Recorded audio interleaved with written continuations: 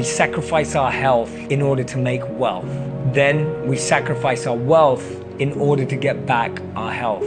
We're so anxious about what will happen in the future that we don't enjoy the present. The result being, we don't live in the present or the future. We end up living feeling like we're never going to die, and then die never having truly lived.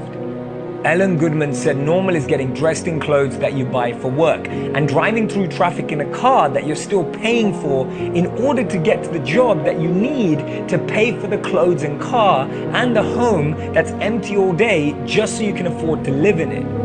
We live in a world where daydreams are more common than dream jobs, where money clouds our search for meaning. In search for profit, we sacrifice our quest for purpose, and in the pursuit of those paychecks, we give up our passions. We're completely rooted to our routines. We're plagued by indecision and lack of vision. They say that the most powerful prison is one when you don't even know that you're locked up. See, the suits are our uniforms, our cufflinks are the handcuffs, our ties are the chains, our boss is like the guard, and well, our cubicles are our cells. And now I know why they call it the glass ceiling, because it shatters our dreams. We spend the whole day trying to get our work on time, but then spend all of our time thinking about work.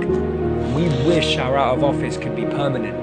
We wish that our inbox would always remain empty. Our LinkedIn resumes are more interesting than our actual jobs. Our profile pictures are the happiest we've been in a long time. We live for the weekend, but then end up feeling weak, clockwork and monotony. But honestly, could Mondays be more meaningful? Could Tuesdays be less torture? Could Wednesdays be more worth it? Could Thursdays be more transformative? Could Fridays be more fulfilling? We count down the next 50 weeks knowing that there's another 50 years. We count down for the next escape knowing that there really isn't one. Because even when we're away from our desks, our minds are still there with the checklists in our heads. We stuff ourselves into our work clothes, then our buses, then the cars, then the trains, and then our offices, only to wait 5 days to live again. And we don't have time to eat dinner together, so we end up eating out of takeaway boxes, not realizing that the TV box takes away from our relationships. We eat on the go, meet on the go, we even sleep on the go, and then wonder why everyone cheats on the go. We're told it's normal to have a 9 to 5. It's a 9 to 9. And it's fine if you don't get enough time with the person you love it took you so long to find. It's normal to work late nights for that next holiday. We work 11 months in a row for 1 month of leave with pay. Hey, who came up with that? It's not normal. We have to reclaim our lives because right now we can all barely survive. We force ourselves out of bed to live the same day again and again and call it a life. Imagine this for a moment. What if Oprah listened to her haters and doubters? What if Steve Jobs settled for a real job? What if The Rock never broke through depression? What if Ellen never overcame the bullying? Imagine a world where everyone lived their passion. We'd be better people, we'd be better partners, we'd be better parents. See, I've never seen a strong person with an easy past. We all have a passion, we all have a genius inside us, we have that potential.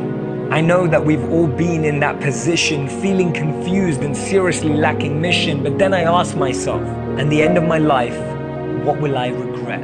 And the answer is clear. The pain of regret far outweighs the pain of risk. So next time you're going through challenges, just remember this. A winner is just a loser who tried one more time.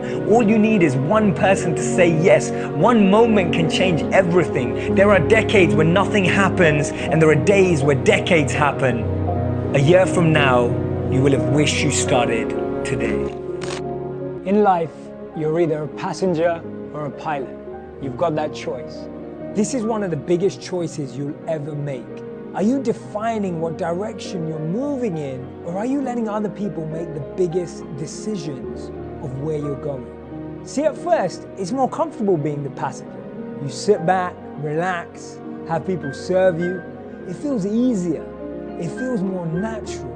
But then as time goes by, you look outside the window and you realize you've ended up somewhere that you didn't want to be. Then you start blaming people around you, blaming people who made those decisions for you, blaming people who should take responsibility for where you've ended up.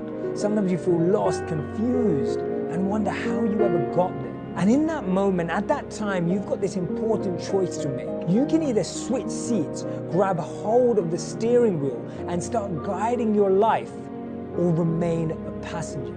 You can't be both. Which one are you? They say two things define us: our patience when we have nothing, and our humility when we have everything. You know, the greatest thinkers on the planet believe that they're perpetual learners, perpetual students of reality and of life. And it was actually Maya Angelou who said that actually I've learned that I still have a lot to learn.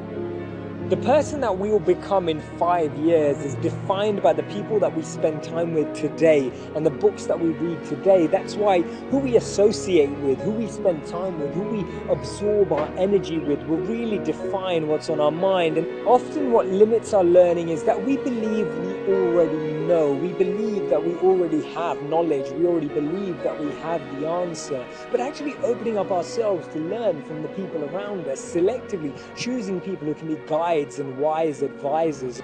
We often find that this feeling of knowing makes us actually judge others and criticize others. And that's why we see that judging is critical, but observing can be educational.